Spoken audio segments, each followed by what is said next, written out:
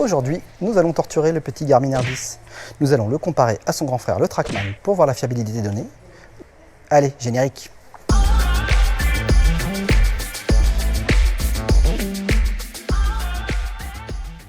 Bonjour, c'est Jonathan Dove, golfeur amateur. Je suis là pour vlogger, tester du matériel, mais aussi et surtout démocratiser le golf. Aujourd'hui, je tourne dans le magasin Corner Golf pour tester le Garmin versus le Trackman et je serai aidé par Cameron. Bonne vidéo à tous. Le Garmin R10, c'est quoi? Le R10 est un radar d'analyse de swing. Il nous permet d'avoir des informations sur notre swing et donc des effets que nous allons donner à notre balle. Il nous donne 14 métriques en rapport avec notre chemin de club, la vitesse de club, la vitesse de balle, notre angle d'attaque, la distance au carré et plein d'autres données. Il y a une application utilisable sur smartphone et sur ordinateur qui nous permet de jouer comme sur un practice, d'utiliser des jeux ludiques pour travailler des points particuliers ou bien même de faire des simulations de parcours. Voilà, on va commencer notre test par un fer neuf. C'est Cameron qui va s'y coller un beau coup de fer neuf et là tout de suite on va remarquer que les données sont cohérentes. 141 pour le Garmin, 139,8 au Trackman pour la distance au carré, même sur la vitesse de balle, 110 au Garmin pour 109,5 au Trackman. Voilà, des données cohérentes avec ce qu'on a pu remarquer. On va faire un deuxième shot, cette fois c'est moi qui m'y colle, et là on va encore voir que les données restent cohérentes entre le Trackman et le Garmin. La vitesse de club, 82 versus 83,1, le spin même, 6780 versus 6817. Les seules petites différences qu'on va commencer à remarquer, c'est l'angle d'attaque et la déviation latérale. Un troisième shot pour confirmer tout ça. Voilà, hop. Et là pareil, on voit que beaucoup de choses sont cohérentes. Le club speed, le ball speed, le spin, l'angle d'attaque. Mais par contre, on a toujours une différence sur la déviation latérale. Hop, voici un petit tableau comparatif. Ce tableau reprend la moyenne des valeurs qu'on a jouées avec notre fer neuf. Donc du coup, on en a tapé à peu près une trentaine de coups et on va pouvoir comparer cette moyenne avec les promesses de Garmin. On sait s'apercevoir que sur l'ensemble des valeurs promises par Garmin, les valeurs sont très cohérentes. Aussi bien sur la dispersion latérale, la distance au carré, la vitesse de club, l'orientation de la face, l'angle de décollage, l'angle d'attaque et la vitesse de balle. Nous allons valider si c'est le même cas au fer 7. On continue notre test avec un fer 7. Voilà, Cameron vient de la taper et là on va voir que les données restent toujours cohérentes entre le club speed, le ball speed et la face de club. Par contre, toujours des différences sur le spin et l'angle d'attaque.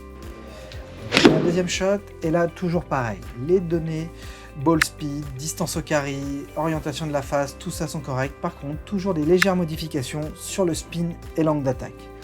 Je vais taper une balle moi aussi pour voir si c'est pas un problème de shaft ou quelque chose comme ça. Mais là, on voit encore les mêmes données. Ball speed, club speed, carry, orientation de la face sont corrects et une légère différence entre le spin et l'angle d'attaque. Hop, me revoilà avec mon petit tableau comparatif.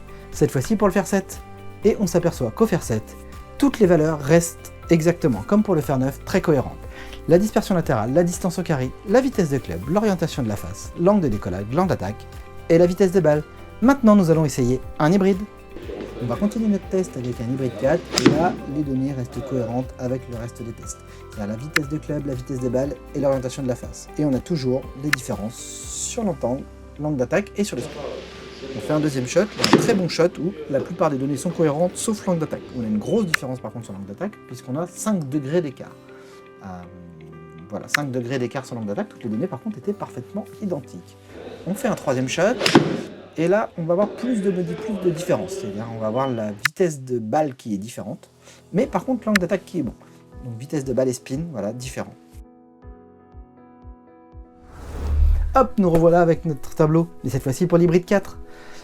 Cette fois-ci, nous remarquons qu'il y a des petites incohérences. En effet, si les valeurs de dispersion latérale, de distance au carré, d'orientation de la face, d'angle d'attaque et de vitesse de balle restent cohérentes, nous avons une très légère distinction sur l'angle de décollage, de 1,2 degré, alors que la promesse est d'1 degré. Et par contre, nous avons une valeur qui est plus incohérente, qui est la vitesse de club, qui a 5,1 miles, alors que la promesse est de 3 miles. Nous allons maintenant passer au driver, vérifier si ça continue. Et là, les données sont un peu plus différentes. C'est-à-dire qu'on est bon sur la vitesse de balle, le spin et l'orientation de la face. Par contre, sur l'angle d'attaque et la vitesse de club, on a une différence. On fait un coup de drive. Et là, encore des modifications. La vitesse de club, la vitesse de balle, la distance au carré étaient correctes. Par contre, l'angle d'attaque et le spin, toujours incorrect. Hop, nous revoilà, cette fois-ci pour le driver. Pour le driver, un nouveau petite incohérence arrive parmi nous. La dispersion latérale. En effet, cette fois-ci, elle est de 8 mètres en moyenne au driver pour une promesse de 4,57 mètres au Garmin. Nous avons aussi l'angle de décollage qui reste encore légèrement incohérent, de 2,5 degrés alors que la promesse est de plus ou moins 1 degré. Mais par contre, nous avons une grosse différence à la distance au carré. Nous avons 32 mètres d'écart alors que la promesse est de 4,57 mètres.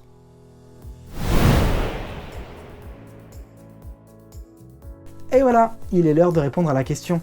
Le Garmin R10 est-il aussi fiable que le Trackman? Avant de répondre à cette question, il faut d'abord mettre en situation les deux radars.